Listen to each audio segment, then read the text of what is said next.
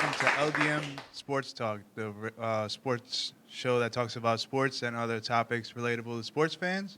My co-host is Harris Berger, What's up, everybody? and we will jump right into it. So, we're gonna start the show with an announcement. We had Matt Caputo here a couple weeks ago, and the Mustache Classic that he ran was the number one for the Hockey Fights Cancer Challenge with the NHL and the NHLPA. Yeah, baby. They beat their final tally was $22,151, and they beat the New Jersey Devils by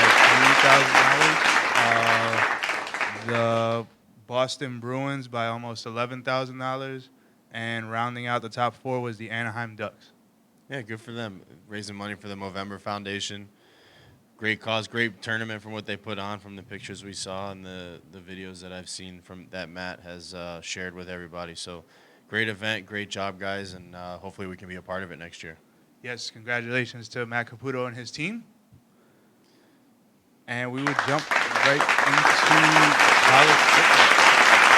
So there's a lot of drama this week. Would you like to break down what happened? Oh boy, where to start, right? I think let's start with last week. We had the thrown together game between two top 20 teams in BYU and Coastal Carolina.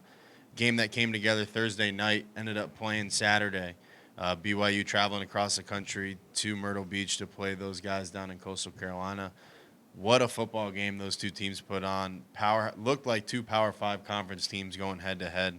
Zach Wilson, Heisman Trophy candidate for BYU, played a pretty good game, but that Coastal Carolina offense just ran all over BYU when people really didn't think they would. They thought that BYU's stout defensive line and defensive front would put up a pretty good fight against these guys, and it just turned out that Coastal was a little too strong. They run this, they call it a spread option attack, which they basically their coach brought over, and they basically run a triple option, but the quarterback can throw the ball. So he's got the options downfield to throw the ball. It's not just a triple option like you see Navy and Army run, but they have a little bit more depth to it, and they showed it this week. Great game, ended on a Hail Mary from Zach Wilson, brought down on the 2-yard line, kind of those going back to that Titans-Rams Super Bowl, the greatest show on turf, when the Rams got stopped on the 2-yard line in that game. It reminded me almost identical play to end that game. Coastal Carolina ends up winning that game 22-17 and jumps up to number 13 in the rankings. So big win for those guys. Congratulations to the Chanticleers down at Coastal Carolina. Yeah, a huge shakeup in the top 25. In that game in particular, BYU started at number 13, and then Coastal Carolina was number 18. And after that game, there's a flip-flop now. So Coastal Carolina is at 13 now, and BYU drops down to 18. Yeah, and the next big jump, Iowa State jumps into the top 8 or top 6, I believe 7. I think they finished their ranking at this week, and I don't like this pick by the committee for this ranking. You're putting a 2-loss team in front of an undefeated Cincinnati team who Cincinnati looks like a Power 5 football team. They've beaten up everybody that they've played this year. The only reason they're not getting love from the College Football Playoff Committee is because they're not a Power 5 team, and they're a Power 6 team. They play in the American Conference, so they're not getting the love from the committee on that front. And this is a team, Desmond Ridder, the quarterback for Cincinnati, runs a great offense. Their defenses can keep up with everybody in the country, not named Alabama, I think. And the last couple years, this is a group of veterans. They've been together for 3 years, most of those guys, and they're a great, great football team and deserve to be higher than where they are and deserve to be in the playoff conversation, in my opinion. I think right now, with 2020 being as wild as it is, you can make the argument that the college football playoff should consider expanding to 8 teams. Just try it. Give it a shot. See what happens. People have been calling for it since the 4-team playoff was invented a few years ago, and this is a perfect opportunity to expand it just to see what happens, but I don't think we're going to see that. We're going to stick with the top 4 and just kind of roll on through. I think Cincinnati's they had 3 weeks canceled, and they're basically getting penalized for the COVID situation, which is understandable in one way, but then you have Ohio State, who's 5-0 and who doesn't have a game this week because their game with Michigan was canceled for. They're not going to play in a season for the first time since 1917. Yep. So basically, the Big Ten is trying to do everything to keep Ohio State in the top four, but then again, the same scenario is hurting Cincinnati, where they don't have enough games to climb up. Well, I don't think it's more or less the College Football Playoff Committee trying to keep Ohio State in the top four as it is for them trying to keep Cincinnati out of the top four. Yeah. And I think that they say that the playoff was invented so that everybody had a fair shake. That's not true. If you're a Power 5 team, you have a fair shake. If you're outside the Power 5, then you don't. And that's shown here that it's non-inclusive to those non-Power 5 teams. UCF had their run a couple years ago where they declared themselves national champions after going undefeated for no reason, by the way. They did not deserve to call themselves that. And they still do. They fly banners on campus. Kids wear T-shirts. It's ridiculous. But that's neither here nor there at this point. Cincinnati deserves to be higher than where they are. Do they deserve to be in the top four? At this point, no. But if they continue to play football and continue to play football at a high level, then they could make themselves a case. We get into the news with Ohio State. You brought them up. The Big Ten changed their rule with the Ohio State-Michigan game getting canceled this weekend. Originally, you needed a minimum of 6 games to play in the Big Ten Big Ten championship, conference championship game, and the Big Ten basically realized, our best team, our only shot at getting a representative in the college football playoff, isn't going to have enough to play for our conference champion. Okay, let's change the rule. Instead of letting them go and possibly play an out-of-conference game, they just went, okay, let's just change the rule so that they can play. So we're going to get Ohio State Northwestern for the Big Ten title game, and with a Big Ten title, Ohio State will secure themselves a spot, most likely in the college football playoff. How convenient. Yeah, I mean, but look, if you think about it this way. If you're a team like Indiana, you're a team like Michigan State, Iowa, you think that the Big Ten probably makes that rule change for you? Probably not, right? Ohio State is the Big Ten football. One of the things I've always preached was the Big Ten needs Ohio State more than Ohio State needs the Big Ten. If Ohio State were to get up tomorrow and say, you know what, we don't really want to play in the Big Ten. ACC, what do you got? SEC, what do you got? Probably not the Big 12 or the Pac-12 because they're probably a little slower in terms of conferences. But you have the ACC, SEC, and the Big Ten are really the 3 biggest conferences when it comes to the level of competition at this point, especially when we look at the top 4 or 5 teams. And if Ohio State wasn't in the conversation, let's say Ohio State lost earlier this season to Indiana in that close matchup, or a little closer than people predicted earlier this season, the Big Ten's probably not making this change. And they're just saying, well, you guys didn't get enough games, so Ohio State, you can play in the Big Ten, right? So the name gets you in. Obviously, if the same thing happened with the SEC in Alabama, they would make exceptions, right? So Yeah. The Big Ten wants their representative in the college football playoff. It's good for the conference, brings them revenue, brings them, and obviously eyes on their conference in that Big Ten title game because people are going to watch Ohio State. People weren't going to watch, I'm sorry, guys, people weren't going to watch Iowa and Northwestern for the Big Ten championship game. It wasn't going to happen. Ohio State's trying to get a game on the schedule for this weekend. We're already at Thursday, so it's not likely that's going to happen. Yeah. So we'll see kind of what happens. Otherwise, those guys in Columbus are going to have to wait for the Big Ten title game in Indiana. Yeah, I said it last week. There's always going to be a subjective look at this, depending on who you're rooting for, where you're from. There's always these kind of things.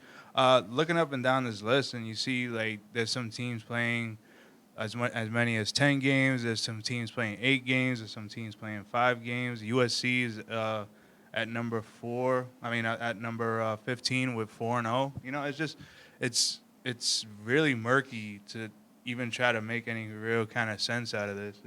It's crazy looking at it. Yeah, and the Pac-12 really shot themselves in the foot at the beginning of this season. They were the last conference to start. They only gave them a 6-game schedule. I think every team had a 6-game schedule. And teams like USC, who had a great finish to their year last year, Oregon, who was right there last year, Washington, who's been in the playoff before, Oregon's been in the playoff before. These are teams that could have been representatives had they gotten, I don't know, maybe 8, 10 games in like the other guys do. But let's be honest, this Ohio State team isn't Ohio State teams of the last couple of years where they've made the playoffs and gone on championship runs. I think if this team does find themselves in the playoff, they're probably going to get their wheels burnt off, their doors blown out by some of these teams like Alabama. Alabama's going to beat the doors off of everybody, but that's just the way that this is going to roll through the rest of this season.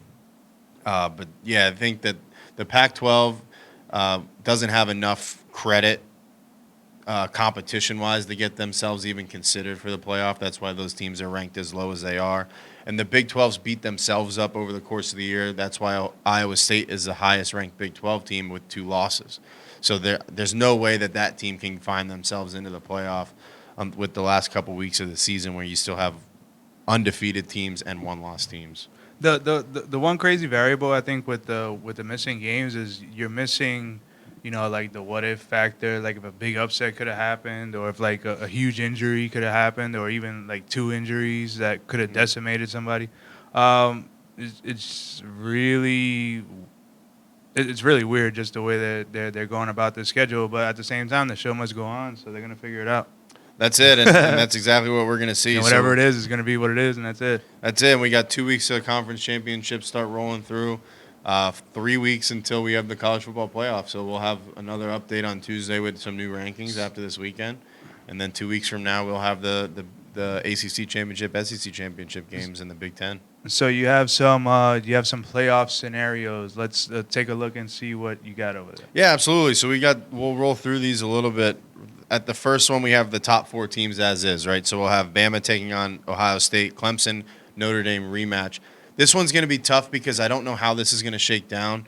With Clemson and Notre Dame playing each other in the ACC title game, it could shake everything up. I don't think the committee's going to want them to play 3 times just for marketing purposes. So we'll probably see a shakeup in that. If one of those teams, if Clemson were to beat Notre Dame, you'll probably see Notre Dame drop to 4 and take on Alabama, and then Ohio State, as long as they win the Big Ten, will move into that 3rd spot instead. And then the next one would basically be Bama. If Florida can beat Bama in the ACC title game, which I don't think is going to happen. I think Florida's going to be exposed for the fraud that they are in that game and just get their doors blown off of them in that game. But if it happens, Bama, Florida will slide into that 4 spot. If Notre Dame can beat Clemson, you might see Notre Dame up into that 1 spot to take on OSU, and you'll probably see a Bama-Florida rematch in that first round. It's definitely something that could happen. All of that's barring Florida winning the SEC championship game, which hasn't happened. If I remember correctly, Florida hasn't won the SEC title since Tim Tebow. So it's been a few years where they've been conference relevant. But they are a good football team. Kyle Trask is a Heisman Trophy finalist, but Mac Jones is also a Heisman Trophy finalist for Alabama. The next one is if somehow we can sneak Texas A&M in. I don't see any scenario in which Texas A&M could get in, but if Bama beats Florida and Notre Dame beats Clemson, and Clemson has 2 losses, and Ohio State wins the Big Ten, you could make the case to bring Texas A&M up into that conversation, because Clemson would have 2 losses at that point. Texas A&M sitting idle with only 1 loss, being to Alabama, where they would get the 4 seed and get their rematch against Alabama in the playoff, and then Notre Dame would take on Ohio State, which used to be a big rivalry a few years ago, and they stopped playing. So the 4th one is if we want to see Cincy sneak in. There's a possibility that this could happen. Texas A&M has to play Auburn. Nope, that happened already. Texas A&M already beat Auburn, so that's kind of out. But if Texas A&M finds a way to lose another game, I believe they have 1 more game left on their schedule. Bama beats the Gators, and if Notre Dame beats Clemson, and Cincy wins the conference, the committee might put them in. That's very, very unlikely. That's probably the most statistically unlikely scenario that's on this list. And if Ohio State doesn't play another game, right? Well, Ohio State's got the Big Ten title, so okay. The Big Ten. It would basically be if Northwestern beats Ohio State in the Big Ten title game, so that would be the one thing to keep them out, which again is very unlikely. And then the last scenario that I came up with was UF ends up with the number 1 spot and taking on Notre Dame, and then Bama would play Clemson again for like the fourth year in a row between these two teams. I mean, it's getting a bit ridiculous that we see Dabo Swinney and Nick Saban continuously meeting in the college football playoff one way or another. Great TV, great football games. They've put on classic football games over the last couple of years, but if Florida and Clemson both win their conferences, then you have to make the case for those two teams to be in there, and they would basically be taking on the two teams that they beat. And the two teams that they beat would be playing each other, and the other two teams would be playing each other. So there's a bunch of scenarios. We'll dive into a little more realistic scenarios probably next week and the week after the conference championships are finished, and we can have some clarification from the committee. But that's pretty much where we are at this point. Dicey. Yeah, exactly. It really is, and you got Texas A&M sitting out there with one loss. Miami sitting out there with one loss. Miami's got no shot of getting in. Georgia with 2 losses really has no shot of getting in. So you're really only looking – Iowa State, like I said, at 7 doesn't make sense to me because I think they just want to put a Big 12 team into the top 10 for whatever reason. They look good on tape right now, but they had 2 stumbles earlier in the year. They lost to Louisiana, the Raging Cajuns earlier this year. And, I mean, you can't have that. So just kind of rolling through that. That's pretty much where the committee's at this point. So December 19 is a big day for college football. We have the ACC championship, which was mentioned many times, between Clemson and Notre Dame, and then the SEC championship between Alabama and Florida. Clemson's going to get their golden boy back. Trevor Lawrence is back healthy, playing in that game. They didn't have him in the first meeting with Notre Dame. It'll be in a neutral field. Technically, it's a neutral field. The game will be in Charlotte, which is a lot closer to Clemson, South Carolina than it is to South Bend, Indiana, that's for sure. And they'll probably have a few fans there. I think North Carolina is allowing a number of fans into the stadium. So it'll probably be the majority of Clemson fans, if I had to guess. But Notre Dame is kind of like the Dallas Cowboys of college football, where everybody's a fan of Notre Dame for whatever reason. Yeah. They haven't done anything. People saw Rudy and decided they wanted to root for a fake movie. So they're like the Yankees of college football. Yeah, probably. You could say that. Shots fired! I think Shots the Dallas fired! Cowboys are a little closer, where you have people not from Indiana that just go, "Oh, I'm Irish. I'll root for the Irish," right? Yeah. So it doesn't make a whole lot of sense. Or it's I need to pick a football team. My football team sucks. I'm going to pick the Cowboys, even though the Cowboys are terrible. So it's just it's people are products of their environment, I guess. And I think Notre Dame also gets the national exposure because they're always on NBC. So that could also be right. But that's also could change in the next couple of years. We'll see what happens if Notre Dame joins the ACC full time. Then they can't keep those TV rights because the ACC's own TV rights are owned by ESPN. So that would 100% change. But I mean they've been on NBC since I've been young. So because Notre Dame's always been independent. Yeah, and that's been the one knock. And one of the things that's going to be tricky with Notre Dame getting into the playoff this year is that, with being in the ACC, they don't have that, or they have the ability to play for a conference championship. One of the committee criteria is that conference championship win, and Notre Dame can go and, as being the first year in the ACC, go and win that conference and have that little notch on their belt saying, okay, we have that, which has kept them out of the playoff in the past, where they don't have that conference championship. They sit idle and kind of wait, and then the committee sees, oh, Ohio State won. It happened when Ohio State won the national championship a couple years ago. Notre Dame was at 5, and Ohio State stayed at 4 because Ohio State won the Big Ten. So the SEC championship, looking forward to that one. Mac Jones, Kyle Trask, 2 high-powered offenses, 2 fast-paced offenses. Florida's defense is really good. Bama's just the best team in the country at this point. There's nobody even close, in my opinion. And those teams will meet in New Orleans. In Mercedes-Benz Stadium, so that'll be a fun one to watch as well. Probably the best game that weekend, if I had to guess. But that Notre Dame-Clemson matchup's going to be a fun one, too. All right. Well, Alabama's going to be able to prove it, that's for sure. Yep. So we're going to move on to NFL. So we're going to go from the littler guys to the bigger guys. Let's face it, they're all big guys. Goes from the kids to the grown men. How about that? Totally. So I looked up the NFL playoff format. So they announced this at the beginning of the season. It's the first expansion of teams since 1990, and it goes from there were 12 teams total in the NFL going to the postseason, and now there's going to be 14. So there's 7 on each conference. The first overall will have the first overall in each conference will have the bye, and the next 6 teams will play each other by seeding in the first round to see who advances to the next round. So this is different because it used to be the top 2 teams in each conference getting the bye. So it makes the number 1 seed that much more important to get. Absolutely, and you talk about the bye and how important it is for a lot of teams. A lot of teams actually don't like it. From some of the interviews and things I've heard, a lot of teams don't like to sit idle and wait because more than likely those teams that lock up the first round bye probably aren't playing week 17 either. Or they're playing, it's kind of a preseason game where they'll get some snaps in and then they'll be resting their guys pretty much. So, especially now with the Steelers having lost to Washington and the undefeated season being for not happening this year. So, shout out to the 72 Dolphins, still the only team to be undefeated ever.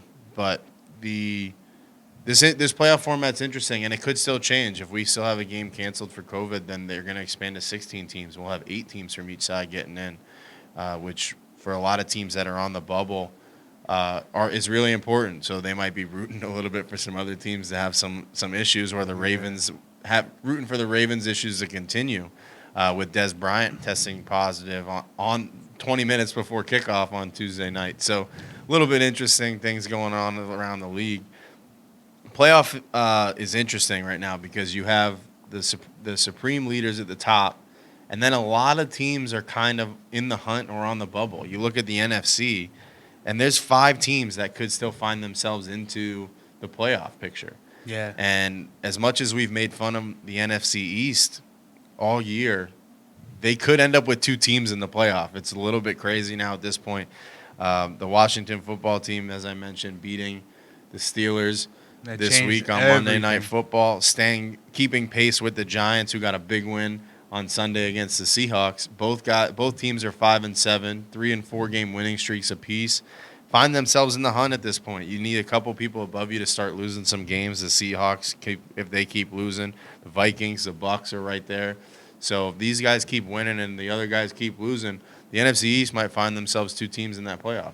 And speaking of the NFC East, it's getting better. It's still kind of a jokey thing, but with these teams having hot streaks, they're actually adding credibility to it. And then if you look at the whole broad NFC, it's so murky that it's really like not as distinct of a difference as it was a month ago. Really, we got the NFC South is pretty much wrapped up with the Saints, and then the Bucks coming in at 7-5, and then the North has the Packers at 9-3 pulling away, but then you have the Vikings at 6-6, the Bears and Lions both at 5-7. Both of them have a punching chance, and the 2 teams that you mentioned in the NFC. Hold on. The Bears have no chance. The Bears are there on paper. They have a chance. The Bears just blew another game to the Detroit Lions, who fired their head coach, who I said he was done. We said that last week, and That's going into the weekend. No, he got fired. I know, but I'm saying I think he'll get another job. We'll see. But the Bears are dead. I don't care what anybody says. They're a carpet at this point. And they're a doormat for all these teams. I think they got the Cardinals this weekend, if I'm not mistaken. I think the Cardinals have been, since he talked them up a couple weeks ago, I don't think they've won a game. Man, that's another thing. Cliff Kingsbury has just called terrible games. He gets lost in games. And if Kyler Murray can't run the ball, that team is not good. And I think Kyler Murray, since he hurt his shoulder a few weeks ago, hasn't been the same. He can't run the ball as well and effectively as he has, and if he's stuck in the pocket, he can't do anything. It's the same thing with Lamar Jackson. If they can't use their legs, they really don't have the skill set with their arms that like some quarterbacks like Aaron Rodgers, Ben Roethlisberger, some of these guys that are more pocket passers have. And it's been showing. The Cardinals are on a little bit of a slide here, and they might find themselves out of the playoffs at that point. So right now, if you had to pick your 7 teams, you have let's say arguably one from the NFC East, and then who gets the other seeds. So you got right now the Seahawks, the Bucks, and the Vikings have the last 3 spots in the NFC. I think the Vikings actually stay in there. I think honestly, all 3 teams are probably going to stay. The Vikings have to be a little bit better because they're the closest team to have someone nipping at their heels. The Niners, I think, are coming back. They're getting healthy. The team is better. They lost to the Bills, who are a good football team. They lost to the Bills on Monday Night Football. They have a couple games left where they can, and they have the Washington football team this weekend. So that's a big game for them. Huge. Yeah, huge matchup this weekend for them. If they can't figure that out, then Washington's going to find another way to slide up the standings again. And it's just Nick Mullins is playing better football. Like I said, they're getting healthy. They got Raheem Mostert back, Deebo Samuel back, Brandon Ayuk back. Their defense is starting to get a little healthier, but they're still missing Nick Bosa out there and a couple of their other guys. They got Richard Sherman back off the IR. So they're getting healthy, but I don't think that they can find their way in. I already said the Bears are dead. The Lions have been dead. I think the Cardinals might be able to take the Vikings out of that spot, but I think the Seahawks and the Bucks have those 2 spots locked up. I think the Bucks coming off the bye this weekend playing Minnesota, I think they get right and they win that game. I think the Seahawks find a way to figure it out. Russ is broken at this point. I mean, I don't know what's going on with Russell Wilson. He was my MVP pick after week 3 when we spoke last about the MVP race, but the turnovers and their defense is too bad and their offense is slowing down. So Russ has to find a way to start cooking again. If there was a must win for a regular season with a month to go, it has. I think right now it's definitely the Buccaneers going against the Vikings. The Buccaneers have to right that ship. Like they've really been stumbling. No pun intended. Yeah. They have to right that pirate ship, you know. And you're 100% right. And I think that that you talk about a lot of the weapons that Tom Brady has, and we talked about it last week a little bit with the way that Bruce Arians is running that team. I think that and running that offense, and I think the scheme, they just need to change it up a bit. And I think you need to start utilizing some of those running backs a little bit more. They need to get Scotty Miller back involved. Scotty Miller was a big, deep threat for the Bucs before they signed AB. And after they signed Antonio Brown, Scotty Miller saw less and less snaps and less and less routes and less targets. So they got to find a way to get him back into the mix. He's a receiver that Tom Brady had a lot of connections with before the Antonio Brown signing. Tom Brady basically brought Antonio Brown into Tampa. He's living at his house. Shout out to Tom Brady. Just bought a huge yacht. Beautiful, gorgeous yacht. You deserve it, pal. But the other guys, the Bucs, you're 100% right that you need to find a way to get a win. So we're looking at the AFC now, which is a much clearer picture when it comes to good teams. We got the Bills at 9-3 and the Miami Dolphins at 8-4 fighting for the AFC East. But we have the Patriots who are at 6-6 and they've coming off a couple of impressive wins, getting back in there. Don't let the Pats get hot. That's all I got to say. Bill Belichick's the best coach in the world for a reason. He's the best coach in NFL history for a reason. He's found a way to right this ship. Josh McDaniels found a way to work with Cam Newton. He's had less than 100 yards throwing the last 2 games, and they're still finding ways to win games. They blew out the Chargers, which nobody saw coming. They stayed out in L.A. this week. They got a big matchup tonight against the Rams. Look out for that game if they can get to Jared Goff on the pass rush like they did to the Chargers over the weekend, then it's going to be a problem. Jared Goff does not like to throw under pressure. The run game for the Rams is not strong enough yet in order for them to starve off those Patriots pass rushers. So you're saying that the Patriots jump over these 2 teams to get the AFC East? Or No, I don't think so. I think that's a little too far out at this point. I think they got to play each other down the stretch here. The Dolphins play the Patriots. The Bills play the Dolphins. The Dolphins. Everybody plays everybody coming up here at the last 4 or 3 games of the season, and I don't think the Patriots will win the division. I think the Bills pretty much have that locked up at this point.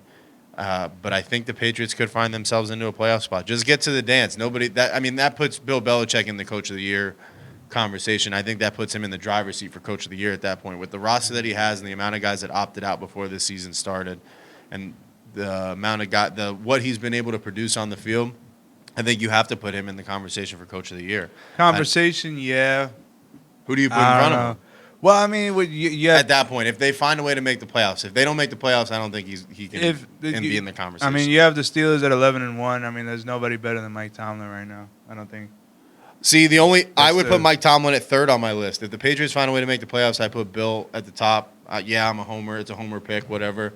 But second, I put Kevin Stefanski. Nobody thought that the Browns would win 9 games this year. The Browns blew out the Titans over the weekend. Baker Mayfield had 4 touchdowns. They're running the ball effectively. They have a two-back attack. They're finding ways to get receivers open too. Baker's starting to turn around in the pass game. The defense is making a run. And the Browns are going to find themselves in the playoffs, and people in Cleveland need to be happy about that. But I mean, when I look at the Steelers, I don't really look at them as like the older days when they had all these super stud stars like all up and down the lineup. I mean, I think they're just doing it with they have impactful players, but they don't have like generational talents. Like they don't have the Palomalus and the. Well, you have T.J. Watt, Devin Bush, who just got hurt. Yeah. Devin Bush got hurt. Bud Dupree got hurt. T.J. Watt's a superstar. There's no question about that. T.J. Watt is a superstar in this league. Don't use slander Bob Spokane. Shout out Bob Spillane on that the guy that took over Devin Bush's job and has done a great job for that Steelers defensive front seven. So the Steelers, I think you're a little bit correct in saying that, but you have Cam Hayward, you have T.J. Watt.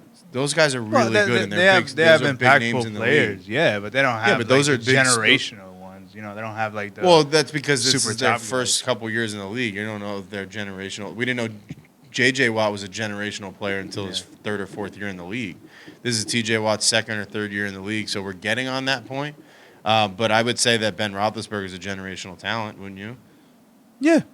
So, I mean, that's the guy running your offense. Yeah, but it's just like I don't know. It just it feels like the old Steeler teams. They just had like a bunch of guys like they had like Harrison and they had all these other like big name guys on there.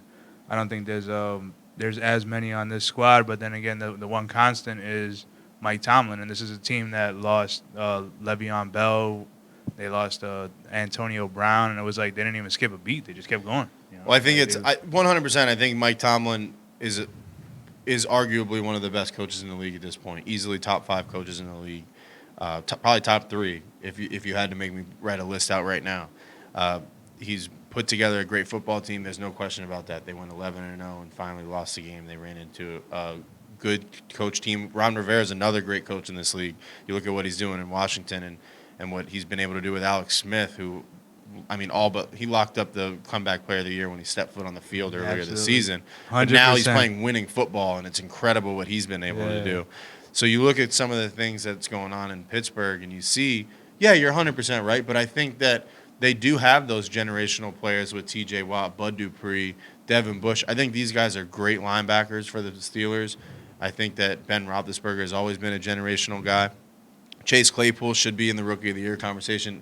He's not for whatever reason, probably because they keep dropping passes. I mean, you're talking about 13 drop passes in the last 2 games for that team. Something's got to change in Pittsburgh quickly, or they're going to find themselves 11-4 by the end of the season. I think, but I think it's better that this happens right now. It's like the ebbs and flows of the season. You don't want to have like nobody's going to talk about any kind of perfect season anymore. So they just basically have to just play the course and just get to the playoffs and turn it up then.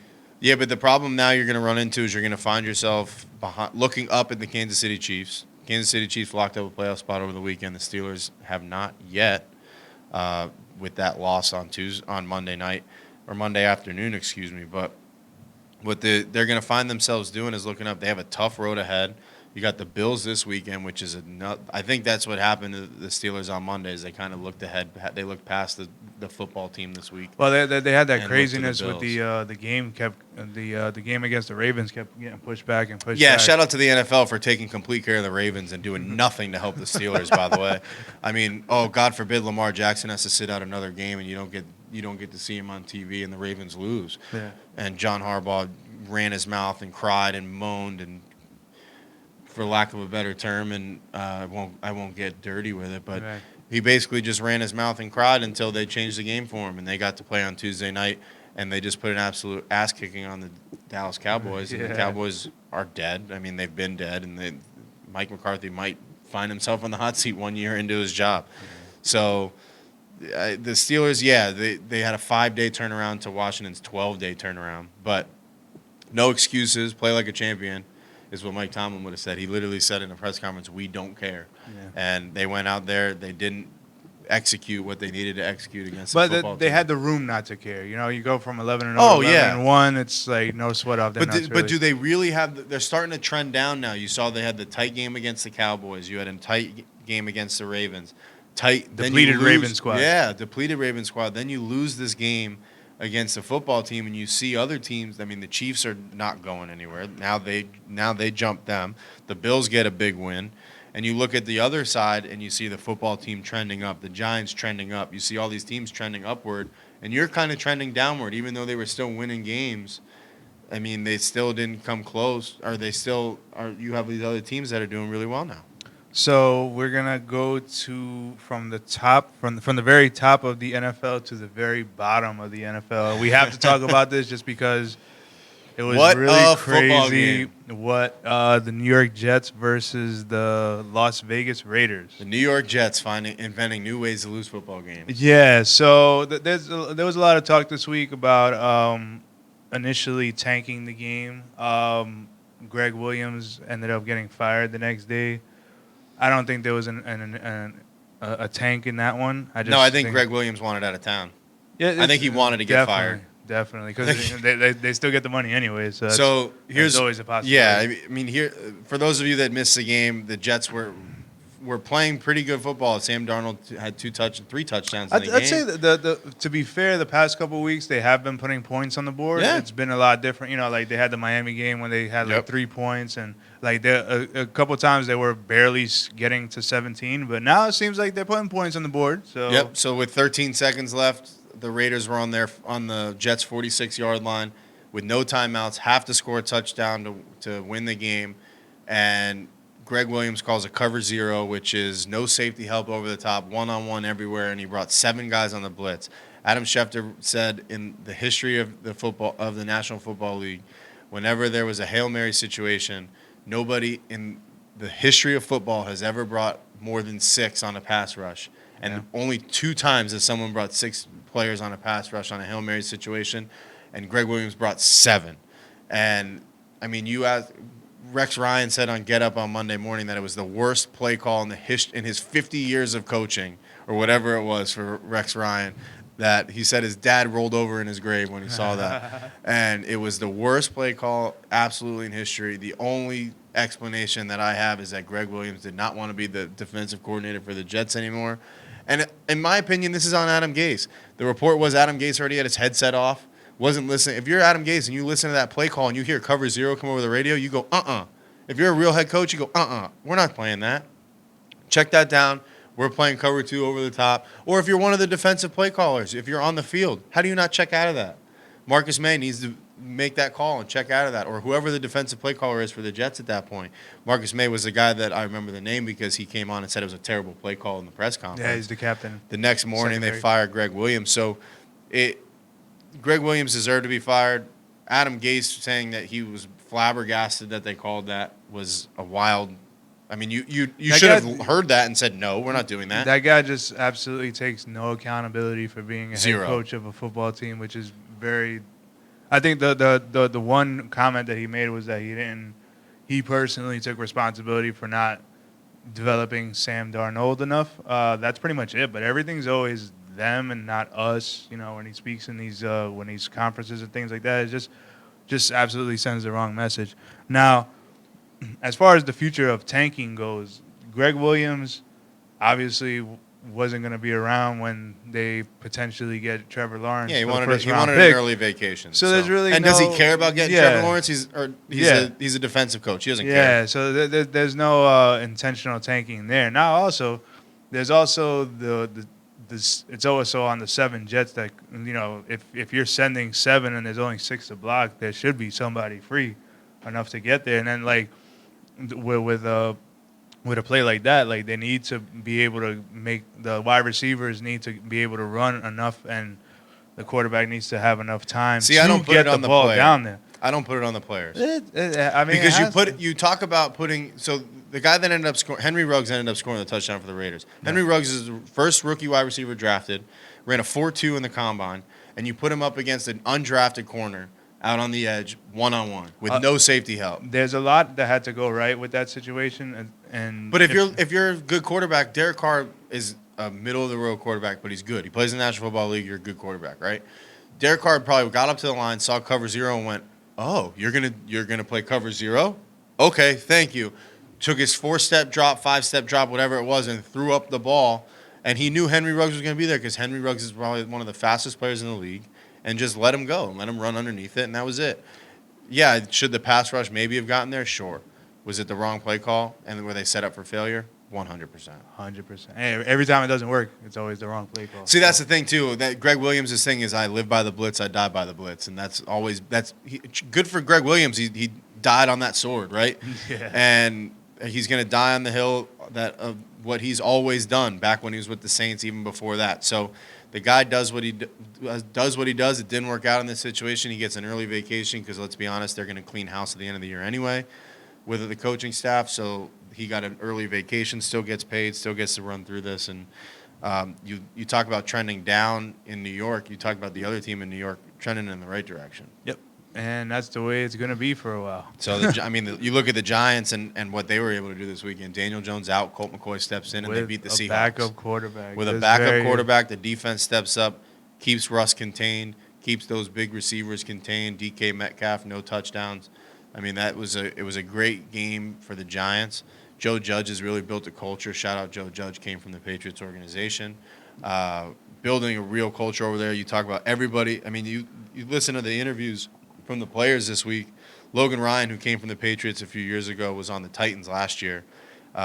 He couldn't say any more good things about Joe Judge and the culture that he's building. He said, everyone has a job. We go inside. We do it. Everybody plays for each other. It's kind of what we hear, the same thing in Tennessee. Well, you were hearing the good reviews about Joe Judge when they were losing. When they were consistently losing, they were still getting, like, buying into the system, and it seemed like they were still building toward this certain plan. I think and they're now ahead the of plan's schedule. actually working out. The Giants are definitely ahead of schedule when it comes to rebuilding that franchise.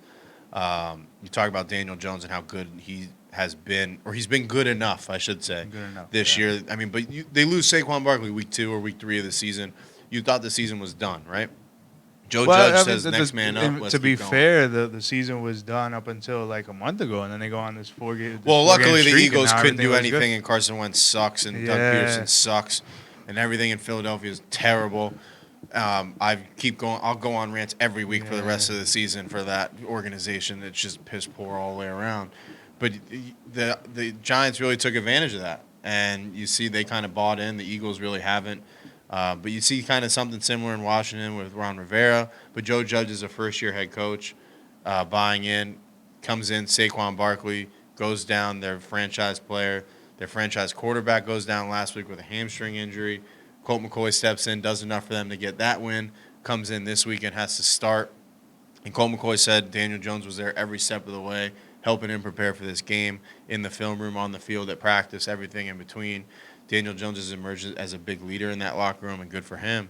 But you look at the way that team has been playing and trending, and they're 100% ahead of schedule, and they're building a winning franchise as we kind of roll through this season and into the future. Luckily, in that division, they have a 100% clear shot to get into the playoffs if they can just win. As long as they need Washington to stumble down the stretch. Washington's got the Niners, the Seahawks, the Panthers, and the Eagles, which you probably got to argue the 49ers and the Seahawks are probably the two biggest tests unless the Panthers can find a way to figure it out. Christian McCaffrey likely out this weekend again with a quad injury now. He's gone from the knee or from the ankle to the shoulder to the knee or to the quad now. So he's got some issues. The Giants have the Cardinals, the Browns, the Ravens, and the Cowboys. So they don't have an easy road. Nope. The Browns and the Ravens are two tough games. Obviously, the Cowboys are the Cowboys at this point. You got to expect a win there. And the Cardinals come into town this weekend is an interesting one for them. So we'll see kind of how that goes. But the Giants, they had the one divisional team that they beat twice is the one that's right behind them. And so they have the tiebreaker. So that was very, very timely on their part. So basically that puts them in the direct driver's seat. All they have to do is just have the same record. Exactly. So it'll be it'll be tough. I think that the Eagles Washington team, our game at the end of the season, is going to be an interesting one because if Jalen Hurts starting this weekend, Carson Wentz sitting the bench this weekend, so we'll see kind of how that rolls. Is around. that official? That's official.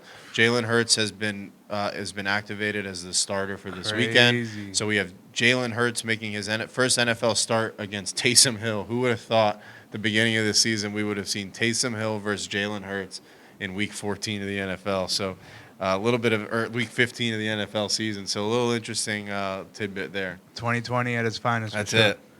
it. So the fall of the Seattle Seahawks. Can you put some? I don't know what if the anybody hell's going can. on? I don't know if anybody can. Their defense has been abysmal. Since Week 1. It's no secret. The Seattle Seahawks defense has not been good.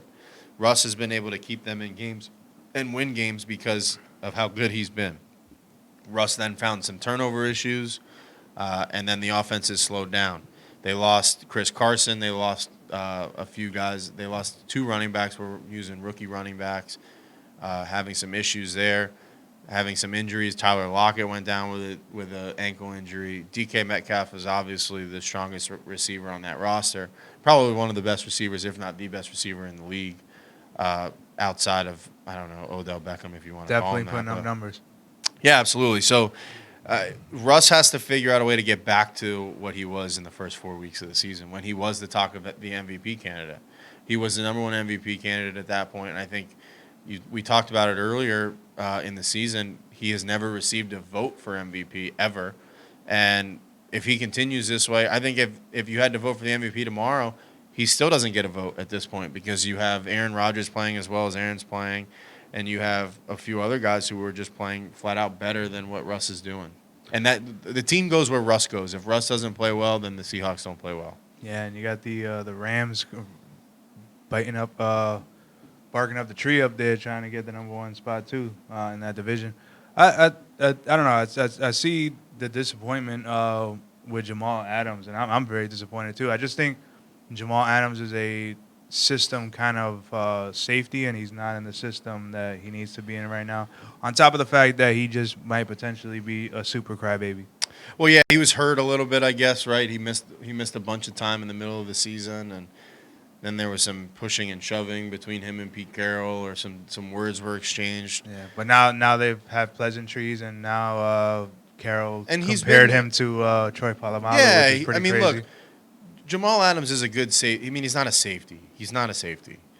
Hybrid linebacker. Yeah, he's a hybrid. Exactly. He's a hybrid linebacker who can line up at safety and break up passes if he needs to. Can he line up at corner? No, he's going to get burnt.